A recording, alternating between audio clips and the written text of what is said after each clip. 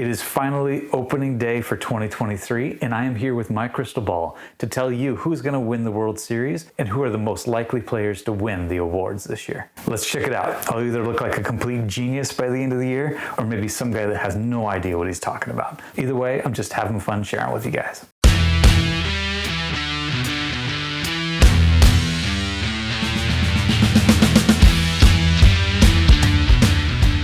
Hey everybody, thanks for joining me on my channel, Brutus on Baseball. It is the beginning of the 2023 season. One of my favorite days of the year is always opening day. And this is my first opening day having the YouTube channel going. So I figured, just like everybody else out there, I might as well share my predictions for who I think is going to win each of the major awards in each league in the World Series. So if you're watching this at the beginning of the season, it's probably best to not bet on me whatsoever, because every single time one of these predictions comes out, it's flat out wrong. But it's just fun to talk about and give our best guess for what we think might happen. There's no sense in dragging this out anymore. Let's jump right in. I'm going to show you my top 5 contenders for each of the awards, who I think will make the playoffs this year, and who I think are going to be the World Series winners. But let me know what you think of these lists. Put the comments down below if you think I'm way off or who you think I should have put in here. I'd love to hear about it. This debate back and forth is what it's all about and why it's so much fun to talk baseball. Jumping right in, let's go to the American League Rookie of the Year. Starting with number 5. This guy made the Yankees squad right out of spring training. So I'm going to throw him on here. We'll see how he stands up against real Major League pitching, not spring training, for the rest of the year.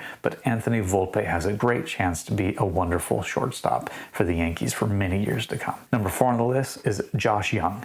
This guy is a Rangers third baseman and has been on the list for a number of years of potential candidates to break out. But the injury bug has just held him back year after year. This year he looks to be fully healthy. And finally, with that being able to happen, maybe we'll see a Rookie of the Year candidate. He's got a great hit tool, got some power. It'll be fun to watch and see what happens. Next guy up is another guy that has a lot of power for the Red Sox, first baseman Tristan Casas. There's been a lot of rumblings about this guy coming up through the system and when he was going to get a shot, and it looks like 2023 is the year for sure. Bobby Dahlbeck is going to take a step back, I'm sure, at first base if he's still on that roster for long, and Tristan Casas is going to be given every opportunity to excel at the major league level. It'll be fun to see how his power plays out, and that's why I have him number 3 on this list. Now, at number 2 on my list is Gunnar Henderson. This is the guy that everybody seems to think is the number 1 candidate, but I see somebody else having a better potential of actually getting that number 1 spot. Gunnar Henderson has great tools all across the board, but the reason why I didn't put him number 1 is simply because Masataka Yoshida has a lot of experience under his belt compared to these other guys. Should he count as a rookie after having played in Japan for so many years?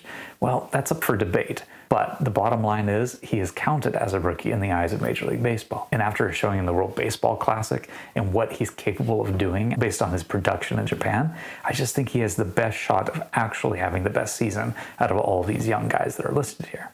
That's why I put him number 1. I really don't know how we should treat the Rookie of the Year award when it comes to Japanese players coming over. They are technically rookies in Major League Baseball, and with a lot of them coming over, I wouldn't be surprised to see them start to dominate the Rookie of the Year awards in coming years. And I'm just not sure if that's really the spirit of the Rookie of the Year award. I'd look for some guidance on this in the coming years, but for now, Yoshida, I think, has a great bat, plays the outfield pretty well, and I think he's going to have a big year for Boston. All right, over in the NL for the Rookie of the Year, there's a ton of excitement here for young players as well. Number 5 on my list, I put Miguel Vargas for the Dodgers. Vargas, to me, is a solid player. He doesn't really stand out in one major category, but he should have a good year for the Dodgers if they give him enough playing time, especially with Gavin Lux out for the season. And that's a big deal for the Rookie of the Year award. You have to have the opportunity available to you. We know there's lots of opportunity for guys like Yoshida and Gunnar Henderson, and the same thing can be said for Miguel Vargas. As long as he produces, he should be able to stick in that lineup for the full year. Number 4 on my list is Ezequiel Tovar. Now, this is a Rocky shortstop, great defender, questionable bat at this point, but he plays for the Rockies. And if you're going to have a questionable bat, probably the place you want to play the most is Colorado. So I think he has a really good chance of using his defensive skills to really excel at the shortstop position in 2023. And if his bat can come around a little bit and that Coors Field thin air can help a little bit more, then we may see a great year out of Tovar. Number 3 on the list is a guy that I didn't expect to be on the Major League roster, but he had such an amazing spring training, the Cardinals could not send him back down to the minor leagues. And it's Jordan Walker. Now, Walker is a lot of people's favorite all of a sudden. I have a feeling that in spring training, he probably saw some competition, some pitchers working on mechanics or a new pitch that he's probably not going to see during the regular season. And so we're probably going to see him come down a little bit starting in April. But he's got great tools, a great hitter, and he has a chance to be a superstar in the future. I'm just not convinced yet that it's going to be in 2023. That's why I have him as number 3 here. Next up goes along with the concepts that I already put across for Japanese players. This is Mets pitcher Kodai Senga. He's probably going to be a solid pitcher for the Mets, number 3 type guy. And that's saying a lot if you're a rookie. But I only have him number 2 here because I just am so enthralled with the Diamondbacks outfield prospect, Corbin Carroll. Watching him play, the energy, the enthusiasm that he plays with, the speed, the defense, the bat, everything he does so well, I'm just so excited to see what he can bring to the baseball field. And I still think he has the most potential of locking down that Rookie of the Year award in 2023. We'll have to see. Is Carroll better than Henderson in the AL? Who knows? Time will only tell. I think both of those guys will actually be really great this year. I just think that Carroll has a better chance of outperforming Senga than Henderson has a chance of outperforming Yoshida. That's what it comes down to for me. All right, moving right along. American League Cy Young Awards. I think 2023 is going to be a time period where we're going to see a lot of the guys that have been on the Cy Young list for the last 5 years start to fall off a little bit. I'm not sure that we're going to see Justin Verlander again, or Max Scherzer again, or Kershaw again. Even though Verlander was a great pitcher last year, I just don't know that he can do it again at the age of 39 or 40. Same thing with Scherzer. DeGrom, I'm also not sure if he can stay healthy, so I'm not banking on it. I didn't put DeGrom in my top 5. So I tried to pick some new blood here, some guys that I can get excited about for the future generation of pitching. The number 5 guy I put on this list is not new blood, I'll give you that. Shane Bieber has been around the block before when it comes to Cy Young Awards. But he's another year removed from missing pretty significant time with an injury. And he was solid last year. I think he's just going to come back that much stronger, and he has a great shot of propelling himself again into the top 5, if not the Cy Young Award for this year. But I'm not banking on it. His numbers last year were not dominant, so I'm just not convinced yet that he should put him higher than 5 on this list. Number 4 is Shane McClanahan. This is a young pitcher for the Rays, a ton of upside, and he had a great season last year. Really looked like the front runner for the Cy Young Award until he went down with injuries in August and September. I think he's going to come back this year and he's going to have another great season, but I just don't know about his dominance yet, so I'm not quite willing to put him at the top of the list. But I wouldn't be surprised to see another great season out of him. 3 on the list is Christian Javier. This is a guy that I think has wonderful stuff, and he's shown it on several occasions, helping to pitch 2 no-hitters for the Astros, one against the Yankees during the regular season and one against the Phillies in the World Series. Now, he didn't pitch past 6 innings in either one of those games, but he was nasty for those 6 innings, and that's what starters do these days. Starters are not really asked to compete in 7, 8, 9 innings anymore. If Javier can go out there and really give his best stuff for 6, 7 innings at a time, I think he's going to be a very dominant pitcher this year, and he could be up there at the top of the Cy Young race. Number 2 on my list is Alek Manoah. Now, this guy is a monster out there on the mound. The only question that comes up with some people is his level of durability, but he's shown that he can pitch deep into games, deep into the season, and do it while mastering the craft. I think we're going to see a ton out of Alek Manoah this year. Because his athleticism is maybe a little bit lower than some of the other guys, I'm not sure if we'll see a long career from him, but for the time being, while he's young, still in his mid-20s, I think he's going to have his great years just ahead of him. And that's why I put him number 2 on my list for AL Cy Young this year. Number 1, though, is Dylan Cease. The White Sox pitcher placed 2nd last year, so it shouldn't be a surprise. And I think he's just going to build on that. This guy's stuff is really nasty, and he has shown that he can master the art of pitching, as well as fool hitters constantly. American League lineups do not like facing this guy. He had a minuscule ERA last year, and I think he's going to build on that once again this year. I put Cease as my number 1 most likely to win the Cy Young Award in 2023. And moving over into the National League, this was Sandy Alcantara's reward last year, and I think he's going to be great again. Once again, I went toward younger guys that seem like up-and-comers. And it starts with number 5 on this list, Spencer Strider. The Braves have a really wonderful rotation. And as a little cheat, Strider's not even the highest Brave pitcher on my list that I'm giving you right now. But I think he has huge upside. As he learns to pitch more and more against Major League caliber players, he's going to hone that craft and be able to really excel. I wasn't willing to put him higher than number 5 on this list. He could surprise and jump really into the race for the Cy Young Award, but I think next year, the year after that, we're going to see a lot of great things out of Strider. Number 4 on the list is Corbin Burnes. Now, this is a guy that has won a Cy Young Award in recent years, a couple years ago for the Brewers, and he's still at the top of his game. But I put him down to number 4 for 2 reasons. He's shown that he's been really great last year, but he just didn't seem to be quite as dominant as previous years, and I'm wondering if that's going to be a trend. The other reason, I'm not sure he's going to be with the Brewers after July this season. And if he only spends half the season in the National League, there's no way that he's going to win a Cy Young Award. So Burnes' chance is not only tied to his performance, but the Brewers' performance. If the Brewers don't play well and they trade Burnes, then he's not going to be up there at the top of the list. Number 3 on the list is the other Braves pitcher that I picked, and that's Max Fried. Now, Fried is a different style of pitcher. He's a lefty, more like a finesse guy. He doesn't blow you away with his fastball, but he has shown that he knows how to pitch, and he knows how to pick his spots and put the ball exactly where he wants it to go. I wouldn't be surprised to see Fried really dominate this year and continue to dominate in the coming years. I like him a lot as not an overpowering pitcher, but somebody who can actually learn the art of pitching itself and excel in that way. For that reason, I put him at number 3. Now, at number 2 is Alcantara. Because he was so dominant last year, he's just going to get better. I just usually don't pick guys to repeat because there is typically some regression the year after. But there are occasional guys like a Kershaw that only excel more and more, and those are the really standout superstar players. If Alcantara can do that again this year, he would propel himself into the conversation for one of the best pitchers of this upcoming generation, but I'm not going to predict that because I'm just not sure it's going to happen that quickly for him. And number 1 on the list is Aaron Nola. Nola has had some up seasons, some down seasons in recent years, but he showed last year he is a really good pitcher when he's on. And this Phillies team is strong this year as well. That's one of the reasons I picked him to place up here, because I think he's going to win a ton of games with a lot of run support behind him, and he's going to be dominant at the same time. And not only that, this is his free agency year. Nola is a competitor. And after breaking talks off with the Phillies for an extension in the spring training, he has something to prove this year, kind of like what Aaron Judge did last year. So I think Nola is going to go out this year and he is going to show what he is worth. And the Phillies are probably going to have to pay him a lot more come November to keep him in Philadelphia. And that's why he's my number 1 pick for Cy Young this year in the National League. All right, moving on to the most valuable player list. American League first. First up is number 5 guy. I picked Kyle Tucker. Tucker to me is somebody that could really bring it all together. He's been showing how solid he is, an all-star level type outfielder, but I think this could be the year. Coming into his 6th season, still only 26 years old, and that is just the start of what could be his prime.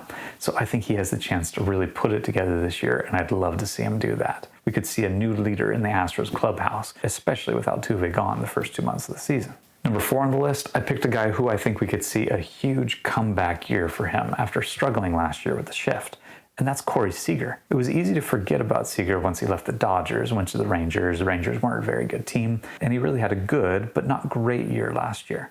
But with the elimination of the defensive shift, or at least the restriction of how far defenses can shift, I think we're going to see a huge year for Seager at the plate. Couple that with the Rangers getting even stronger with signing DeGrom and a couple of their young guys really coming into their own. This could be the year that Seager really puts it all together, still only 30 years old. And for this pick, I just tried to think outside the box a little bit. Who could really surprise us this year? And sometimes surprising us by having a great year leads to more votes at the end of the year. Number 3 on the list, I put Aaron Judge. Simply put, I just don't think you can exclude Judge from the top 5 list right now. But at the same time, I don't think that we'll be able to see the same season out of Judge. There's going to be some regression after hitting so many home runs last year. Under normal circumstances, if somebody comes out and hits 62 home runs, chances are they're not going to hit 63 or 64 again the next year. They're going to regress a little bit from that. And that's why I have Judge number 3 on this list. Number 2, I'm throwing my man up there, Julio Rodriguez for the Seattle Mariners. Rodriguez showed he has a ton of tools last year in 2022 when he won the Rookie of the Year. And I think this year, with the new rule changes, he could really excel and show what he's capable of. And you'll see that in my list for the National League too, picking a lot of guys that are more than just hitters. They play defense at a prime position, and they have speed and steal bases. I think this could be a huge year for Rodriguez with the new rule changes. And we could pretty easily imagine a season with 40 home runs and 40 stolen bases for a guy like Rodriguez. That to me would propel him toward the top of the list. But I couldn't put anybody above Ohtani. After dominating the World Baseball Classic both at the plate and on the pitching mound, how could you not pick Ohtani, right? So this is not an exciting pick right here. Everybody's picking Ohtani. I think it would be stupid to not pick Ohtani. He's that good both at the plate and on the mound. And anybody not picking Ohtani this year is probably just out there looking to get attention for not putting him at the top of the list. I just couldn't be that guy. I really think that Ohtani has the best chance to take home the hardware this year. All right, National League MVP now. Number 5 on my list is a guy that I think is going to have a huge comeback year this year, Juan Soto. He's shown in spring training that his timing at the plate is on fire, and I think he's going to put up huge numbers. The reason I put him at number 5, though, is I'm just not convinced that he's going to put huge numbers up on defense or base running. And that's going to be important this year, where there's going to be a lot of players that excel at those two things and hitting. And so their value is going to go way up. Soto, I think, will be a very valuable player, but I just think there's going to be more valuable guys this year. Number 4 on the list, I put Austin Riley. This could be the year that Riley not only propels himself into all-star status, which he's done the last few years, but to MVP conversations every year. Like Kyle Tucker in the AL, this is Austin Riley's 5th season and his age 26 season, so coming into his prime. If he's capable of doing what we've seen already, who knows what he's going to do coming into his 26, 27, 28 age seasons. I would not be surprised to see this guy at the top of most valuable player lists for the next several years in a row. Number 3 on the list is Trey Turner. Trey is a dynamic player, one of my favorites. I'm probably biased here, but I just don't see how he could not put together a wonderful year for the Phillies. Number 1, look at how he played in the World Baseball Classic. He was on fire, hitting home runs in addition to all the other aspects of the game that he's been so valuable at. Number 2, he's going to the Phillies, where he has a great fan base. The fans are going to love this guy because of how hard he plays. And he's playing in a hitter's ballpark now. Playing with the Dodgers, he still hit really, really well, but he's probably going to hit a lot more home runs, score more runs, drive in more runs, even at the top of the batting order. And I think we're going to see that this year. And number 3, his base running. Even though this is essentially his age 30 season, he's still at the top of the charts in terms of sprint speed. And I think that all the rule changes, the bigger bases, the lack of pickoff moves, the pitch clock timer, all of those things are going to only enhance his game. And we're going to see not only a lot of home runs hitting in the Phillies ballpark, but a lot of stolen bases throughout the league. And we're going to see a huge year out of Trey Turner. That's why I put him number 3. But I didn't put him all the way at the top of the list. And the reason why is the guy I put at number 2. Ronald Acuna Jr. This guy is another year removed from a knee injury that seemed to really sap a lot of his strength and his power last year. But if he's fully healthy this year, and with the rule changes and the type of game that he plays, I think we're going to see a lot of bombs, a lot of stolen bases, and a lot of exciting, fun plays coming out of Atlanta from Acuna this year. And to me, he's going to put it all together and really dominate the league and show exactly what he's capable of. A lot of people have been salivating over what he could do if he puts together a full, healthy season with all of his skills, and I think we'll see that in 2023. But I didn't put him at number 1, and this is based on a gut feel. It's not Manny Machado. I love Manny Machado. I think he should have been the MVP last year. I probably would have picked him over Goldschmidt simply because of how Goldschmidt faded at the end of the season. But I'm just not convinced. There's something that tells me that Machado's not going to be able to repeat it this year. Not the numbers, but the amount of staying on the field. Something tells me that that Padres team is going to go through some injuries through the year, and Machado could be one of those guys that's not able to stay on the field as much. I also didn't pick Tatis here, although I thought about it. I think Tatis is going to have a monster year, but I think his value is going to be decreased because he no longer plays shortstop. And I just don't see a lot of the baseball writers sending votes his way, even if he has a huge year this year, because of what happened last year. So we could see Tatis have a monster season, but not get the votes that would typically be given simply for that reason. Who did I put number 1? I picked Nolan Arenado. The reason why? He does everything well. Still entering his mid-30s, he is an absolute wizard on defense. And he hits the ball a ton. I think Goldschmidt is probably going to take a step back this year, but I think Arenado is going to take a step forward and really pick up and carry that Cardinals team a little bit more. He's also going to be surrounded by a bunch of young guys. Tyler O'Neill is probably going to come back a step and play more this year. You've also got guys like Lars Nootbaar, Jordan Walker, Nolan Gorman. These guys are going to be setting the table for Arenado, and I think that this could be his huge year. In his career, he has had 4 top 5 MVP finishes and 2 more in the top 10. I decided to throw him at the top of the list this year, see what he can do, and try to remind people what he's capable of, even though he's not one of the youngest players in the league anymore. So there you go. There's my predictions for the award winners this year. Going back over it really quick, I had Masataka Yoshida for the American League Rookie of the Year, Corbin Carroll for the National League Rookie of the Year, Dylan Cease for the American League Cy Young Award, Aaron Nola for the National League Cy Young Award, Shohei Ohtani for the American League MVP, and Nolan Arenado for the National League MVP. Now, last but not least, my team predictions for the playoffs. This, to me, is a crapshoot. And so at the end of the day, none of these are likely to be accurate, but I'm going to give it my best shot. To me, the division winners in the National League are the Phillies, the Cardinals, and the Padres. And I think the wild card teams, in no particular order here, are going to be the Braves, the Dodgers, and the Mets. I'm not going to get into who I think is going to be what place in there and who's going to beat who. But at the end of the day, I think the championship series for the National League is once again going to be the Padres against the Phillies. And this year, I think it's going to be the Padres going to the World Series to represent the National League. Now, over in the American League, I'm picking the Blue Jays, the Twins, and the Astros to win their divisions, with the wild card teams being the Yankees, the White Sox, and the Mariners again. So for the American League Championship Series, I picked the Houston Astros and the Toronto Blue Jays, and I picked the Astros once again to go to the World Series and represent the American League. Love them or hate them, the Astros are a juggernaut of a team, and I think they're likely to steamroll most teams in the playoffs. Now for the World Series, if I'm being totally honest here with you, I'd probably pick the Astros over the Padres, but I'm not going to do that for this video because the Padres have never won the World Series, and they're going to have a juggernaut lineup with Juan Soto, Xander Bogaerts, Manny Machado, Fernando Tatis Jr. Even if they're not healthy during the full season altogether, they're going to be healthy for the playoffs, and they're going to knock off the Houston Astros this year in the 2023 World Series. So there you have it, my predictions for 2023, awards and playoffs. Let me know down below what you think. I want your comments. I want to have conversations, debate about this. Let me know where I got it wrong and who you think is going to win the World Series. Let's get this baseball conversation going. It's opening week. Let's make it happen. Until next time, keep talking baseball. Take care, and we'll see you around.